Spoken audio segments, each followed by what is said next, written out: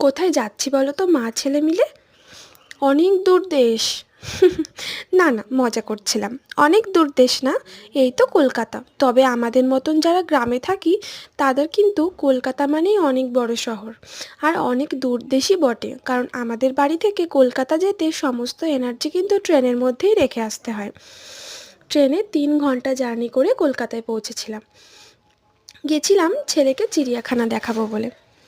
ছেলে সবে সবে শিখেছে অনেক নতুন নতুন পশু পাখি চিনতে, তাই ভাবলাম সামনাসামনি দেখে আসি, তাহলে হয়তো ওর অনেক ভালো লাগবে।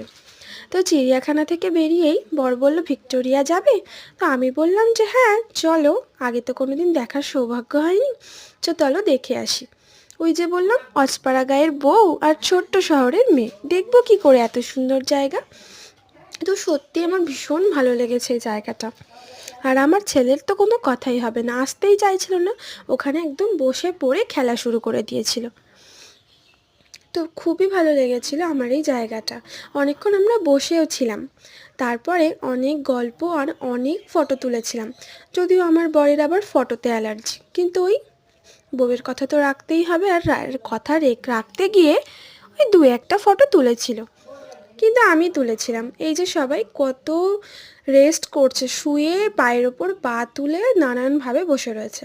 আর এই যে আমার ক্যামেরা এই সাইডে আমার বর ফোন দেখছে, যদি এক্ষুনি দেখে না যে আমি ক্যামেরা ধরেছি ওর দিকে, তাহলে কিন্তু এক্ষুনি মুখটা ঘুরিয়ে নেবে। আর এই যে আমি শখ করে একটা সানগ্লাস কিনেছিলাম, তাই দেখছিলাম আমাকে কেমন লাগছে। যাই হোক, ভিক্টোরিয়া থেকে আর এনার্জি হয়নি লাস্ট পর্যন্ত কলকাতা থেকে বাড়ি ফেরার সময় ভিডিও করার। সারা রাস্তা সেই সকাল থেকে ট্রেন জার্নি, বাস জার্নি, হুড়োহুড়ি করছি ছেলেকে নিয়ে। আর বাচ্চা নিয়ে যেন জার্নিটা আরোই বেশি কঠিন হয়ে যায়, তাই বাড়ি চলে আসলাম। আর বাপের বাড়ি থেকেও কিন্তু বাড়ি চলে এসেছি। আর কোথাও বেড়াতে গেলে যেটা হয়, এসে নিয়ে ধোকাচার একদম পাহাড় জমে যায় জামা কাপড়ের।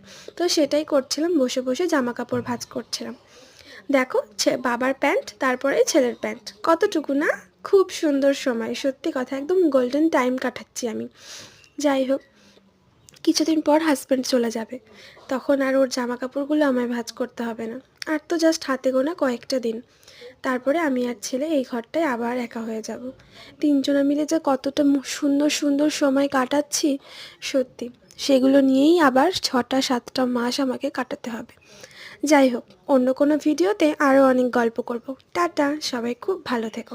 আর প্লিজ প্লিজ ভিডিওটা দেখো আর আমার চ্যানেলটিকে সাবস্ক্রাইব করো। টাটা।